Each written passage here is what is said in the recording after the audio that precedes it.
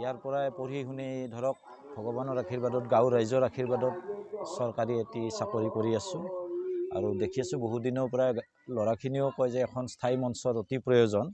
সেইকাৰণে স্থায়ী মঞ্চখন মই মোৰ মা আৰু দেউতা প্ৰয়াত হৰেন্দ্ৰ নাথ আৰু মা তাৰা দেৱীৰ নামত মই উৎসৰ্গা কৰিছোঁ ৰাইজৰ কাৰণে, যাতে এই বহুদিনীয়া সমস্যাটো যাতে সমাধান হয় তাকেই কামনা কৰিছোঁ। আৰু পোনপ্ৰথমতে অসমীয়া নৱবৰ্ষৰ তথা ৰঙালী বিহুৰ সকলোকে শুভেচ্ছা জনাইছোঁ। আজি এই নতুন বছৰৰ পৰাই এই গাঁৱলৈ সুখ শান্তি আহক, ৰোগ ব্যাধি নোহোৱা হওক, ধনে ধানে সকলোৰে ভঁৰাল পূৰ্ণ হৈ পৰক। লগতে এই গাঁৱৰ প্ৰতিজন ল'ৰা ছোৱালীলৈ মোৰ এটাই অনুৰোধ, ভালকৈ পঢ়া শুনা কৰক, কাৰণ পঢ়া শুনাৰ ক্ষেত্ৰত নিজৰ প্ৰচেষ্টাৰ দৰকাৰ।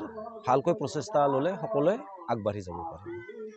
30 ভাস্কৰাব্দৰ বহাগ মাহৰ 1 তাৰিখ অসমীয়া নৱবৰ্ষৰ প্ৰথম দিন, আৰু এই দিনটো আমাৰ অসমীয়া জাতিৰ মানুহে অতি পবিত্ৰ আৰু মাংগলিক দিন বুলি গণ্য কৰে।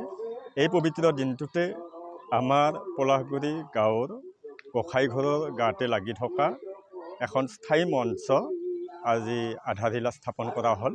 এই মঞ্চখন আমাক দান হিচাপে অৰ্পণ কৰিছে ডাক্তৰ অজিত কুমাৰ নাথ এখেত।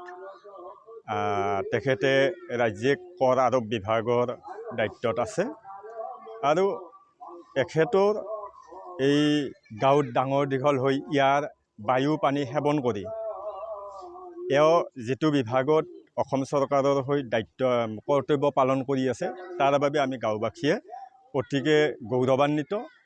আৰু তেখেত যদিও চাকৰি সূত্ৰে বাহিৰত আছে, তথাপি এই গাঁৱলৈ তেওঁৰ আত্মা তেওঁৰ গাঁৱতেই বাস কৰে, আৰু আমি প্ৰতিটো অনুষ্ঠানত তেওঁক পাওঁ।